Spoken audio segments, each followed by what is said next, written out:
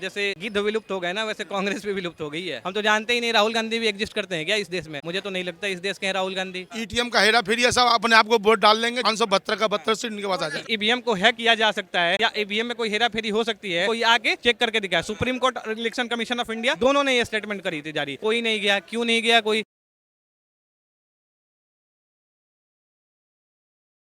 नमस्कार, ओ न्यूज हिंदी देख रहे हैं आप। मैं हूं आपके साथ अभिषेक कुमार। जिस तरीके से विपक्ष का इंडिया गठबंधन बनता है, कांग्रेस के जो कहीं ना कहीं जो युवराज है राहुल गांधी, उनकी तरफ से एक वादा किया जाता है। जो कांग्रेस अपना मैनिफेस्टो जारी करती है 2024 लोकसभा चुनाव के लिए, उस मैनिफेस्टो में कांग्रेस यह वादा करती है 30 लाख जो खाली सरकारी पद है वो भरे जाएंगे। इसके साथ ही एक और वादा किया जाता है, जो ग्रेजुएट युवा है उन्हें 1 लाख रुपए कांग्रेस पार्टी देने का ऐलान करेगी। इसी मुद्दे पे हम यहाँ कुछ युवाओं से जानने की कोशिश करेंगे, राहुल गांधी के इस वादे में कितना दम है, क्या उनके इस वादे पे यहाँ दिल्ली के युवा भरोसा कर रहे हैं या फिर एक बार प्रधानमंत्री नरेंद्र मोदी के साथ ही ये युवा जा रहे हैं। 2024 लोकसभा चुनाव सामने है। प्रधानमंत्री जी नारा देते अब की बार 400 पार, दूसरी तरफ राहुल गांधी है, बड़े बड़े घोषणाएं करते। क्या दिल्ली के युवाओं को राहुल गांधी के घोषणाओं पे ज्यादा भरोसा या प्रधानमंत्री की बातों पे ज्यादा भरोसा? हमें तो प्रधानमंत्री की बातों पे भरोसा है, बाकी लोगों को नहीं बताऊंगा, लेकिन मुझे प्रधानमंत्री के बात पे भरोसा है। और बात रही राहुल गांधी की, तो लोकसभा चुनाव है भैया, उन्हें तो चाहिए वोट। तो वोट चाहिए तो अपना मैनिफेस्टो बनाएंगे, तरह तरह का वादे करेंगे कि भैया 1 लाख रुपए ग्रेजुएट युवाओं को देंगे। कहाँ से देंगे पूछना, उनके पास है क्या? देश कहीं पैसा देंगे ना, ग्रेजुएट युवाओं को क्यों पैसा देंगे? उन्होंने कोई काम कर रखा है, नौकरी कर रहे हैं क्या? नौकरी करते तो सैलरी दो, रोजगार दे के सैलरी दो, बढ़िया है। ऐसे राहुल गांधी कहते 30 लाख खाली पद, वहां पे पद खाली है, जो केंद्र में पद खाली है, 30 लाख सरकारी नौकरी का पोस्ट खाली है, लेकिन मोदी सरकार उसको भर नहीं रही है। तो युवा इस वक्त बेरोजगारी की देश में जो समस्या है वो मोदी सरकार ने पैदा किया है, वो भर नहीं रहे। तो कांग्रेस ऐसा वादा कर रही है कि हम अगर सत्ता में आते हैं तो हम इस पद को भरेंगे। आगे सत्ता में आएंगी तब तो। हमें तो नहीं लग रहा, 20 साल तक तो दिख ही नहीं रही कहीं सत्ता में कांग्रेस तो मेरे ख्याल से अब विलुप्त हो गई है। जैसे पहले गिद्ध विलुप्त हो गए ना, वैसे कांग्रेस भी विलुप्त हो गई है। 2024 में प्रधानमंत्री जी नारा देते अब की बार 400 पार, तो क्या लग रहा है 400 पार हो जाएगा? बिल्कुल 400 पार जाएंगे। कैसे जाएंगे, क्यों जाएंगे, कुछ आप तर्क बताइए। बिल्कुल तर्क बताते हैं। हमें तो विकास बहुत जगह पे दिखा है। सबसे पहले सड़कें मरम्मत हुई, बिजली नहीं रहती थी, अब तो बिजली भी बढ़िया रहने लग गई।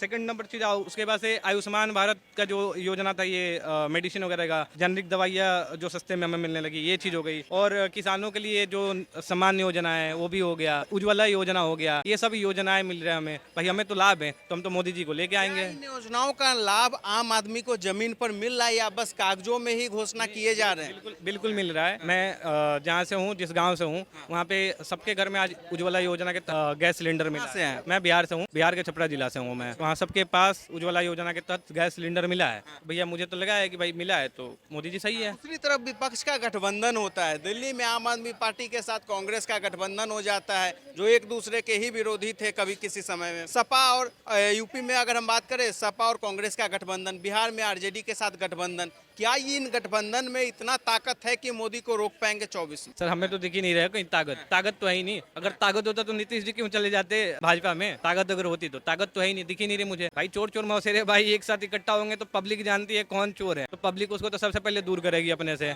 और हम तो बिल्कुल दूर करेंगे। हम तो जानते ही नहीं राहुल गांधी भी एग्जिस्ट करते हैं क्या इस देश में। मुझे तो नहीं लगता इस देश के हैं राहुल गांधी, वो तो बिल्कुल नहीं लगता। आपके पास भैया 2024 में आप कहाँ देख रहे हैं एनडीए को? क्या एनडीए 400 पार जाता हुआ दिख रहा है आपको, या जो विपक्ष का इंडिया गठबंधन है वो गठबंधन बाजी मार लेगा? इंडिया गठबंधन इस बार आनी चाहिए। इंडिया गठबंधन आनी चाहिए कि मोदी जी अमित शाह का जुमलेबाजी है। ये भाई साहब नौजवान जो बोले चोर चोर, तो आज तुम्हारे पलटू राम जो है, मेरे पलटू राम पहले तो बीजेपी छोड़ के आरजेडी में सट के गया, फिर बीजेपी में आया, बार पलट के जा रहा है। तो उसको आपके अमित शाह जी ने और आपके मोदी जी ने बोले हम उसके लिए हमेशा ताला बंद कर दिए है। मर जाएगा खबजा, कभी हम बीजेपी में सटाएंगे नहीं। अभी जब जरूरत पड़ेगी आपको बीजेपी, उसको क्यों सटाया गया? फिर अपने जवान पे, अपने जवान पे भी अमित शाह एक बार बोले हैं जुमलेबाजी, 15 लाख जो मोदी जी का आने का योजना क्या था? पहले हम 2 लाख आदमी को नौकरी देंगे, 15 काला धन लेके आएंगे, सब भारतीयों को खाते में 15 लाख रुपए आ जाएंगे। क्या काला धन आपस आ गया? क्या मोदी जी डर गए 2024 में, इसलिए लिए नीतीश कुमार को वापस से अपने साथ मिला लिए। भाई उसका अपना राजनीति खेला है। हम कैसे कैसे भी हमारे देश के प्रधानमंत्री अच्छे या खराब, हमारे देश के प्रधानमंत्री है, प्रधानमंत्री का इस्तेमाल करते हैं। ये जो कह रहे हम 400 पार जाएंगे, ईटीएम का हेरा फेरी, सब अपने आप को वोट डाल देंगे। 400 सीट अपने आप खुद, 500 सीट, 572 का 72 सीट इनके पास आ जाएगा। 24 में मोदी जी रिपीट नहीं हो रहे हैं। 572 का 72 मोदी जी को आ जाएगा। ईवीएम की बात कर रहे थे ना, सुप्रीम कोर्ट ने जब चैलेंज दिया था सारी विपक्षी पार्टियों को कि कोई है तो भैया आके साबित करके दिखाए कि ईवीएम को हैक किया जा सकता है या ईवीएम में कोई हेरा फेरी हो सकती है, तो कोई आके चेक करके दिखाए। सुप्रीम कोर्ट और इलेक्शन कमीशन ऑफ इंडिया दोनों ने ये स्टेटमेंट करी थी जारी। कोई नहीं गया। क्यों नहीं गया कोई? क्योंकि उनको पता है कि भैया ईवीएम में तो गड़बड़ी है ही नहीं, हमारे में गड़बड़ी है, तभी तो हमें जनता नहीं चुन पा रही है।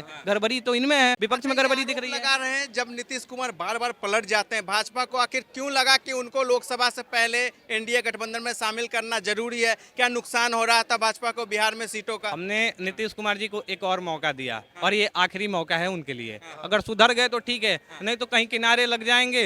बस यही चीज है उनके साथ, और कुछ नहीं है। आखिरी मौका दिया है इस बार। या इस भाई को कहने से या मेरे कहने से जनता बिहार से भी बिलोंग करते, बिहार से मैं भी करता हूँ। इस बार बीजेपी का उसका भी दोनों का सब पत्ता साफ होगा। या मेरे कहने से या इनके कहने से कुछ नहीं होगा भाई, पब्लिक जानती है। बहुमत नहीं आ रहा है बीजेपी। बिल्कुल नहीं आएगा भाई। जब बीजेपी इतनी 30 पार्टी के समय समर्थन कर रही है, इंडिया 20-25 पार्टी में समर्थन, तो उसने गठबंधन कर रहे अपने को खुद को नहीं देख रहे।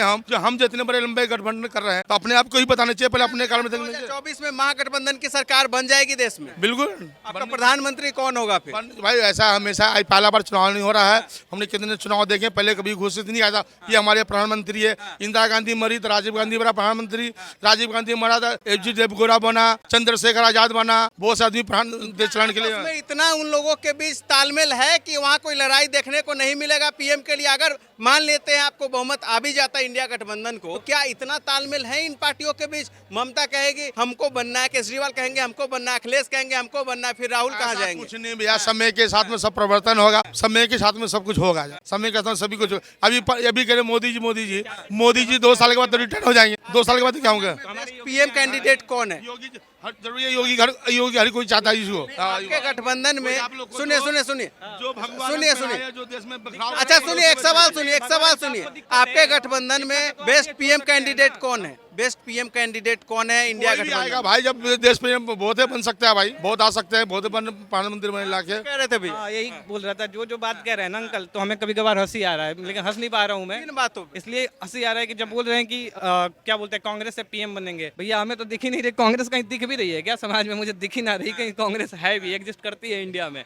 इंडिया में एक ही पार्टी एग्जिस्ट करती है, बीजेपी, और हम उसी को वोट देंगे। नहीं, ये कहते हैं ईवीएम से छेड़छाड़ करके बीजेपी वापस से आ जाएगी। कोई ऐसा माई का लाल इंजीनियर नहीं पैदा हुआ है जो ईवीएम को हैक कर ले, सबसे पहली बात तो ठीक है। और ये इलेक्शन कमीशन ऑफ इंडिया ने ये चैलेंज करा था विपक्ष की पार्टियों को कि कोई है तो आके साबित करके दिखा दे। क्यों नहीं गई भाई? क्यों नहीं गई? टेक्निकल चीजें हैक किया जा सकता है। और वही तो बोल रहे हैं कि इलेक्शन कमीशन ऑफ इंडिया ने एक चांस दिया था, फिर भी नहीं जा पाए। ये क्यों नहीं जा पाए? इनको डर था ना भैया, डर था कि हो नहीं पाएगा हमसे। जैसे चुनाव में जीत नहीं पा रहे हैं, वैसे वहां पर भी वो चीज नहीं हो पाएगा। तो बेचारे क्या करे, साइड हट गए कि चलो जाने दो, मोदी जी को आने दो, और मोदी जी आएंगे। 2024 मोदी, 2029 में हो सकता है मोदी जी ना लड़े तो हमारे योगी जी आएंगे। हाँ, लेकिन अभी से ही योगी जी का भी माहौल बना दिया आप। एक एवरेज आयु होती है ना, आज के डेट में 50-60 साल मतलब एवरेज आयु है। मैं वहां तक चुन चुका हूँ कौन कौन आएगा, वहां तक मैंने चुन लिया है कौन कौन रहेगा। तो 2029 में योगी जी आएंगे हमारे, 2024 में भी मोदी जी को रखेंगे, क्योंकि अभी योगी जी तैयार हो रहे हैं। अच्छा, राम मंदिर बनने के बाद क्या लगता है इसका फायदा भाजपा उठा रही है? भाजपा को इसका फायदा मिल रहा है देश में? भैया भाजपा फायदा क्यों उठा रही है भाई? क्यों फायदा उठा रही है? हमें तो नहीं दिख रहा कोई फायदा उठाना।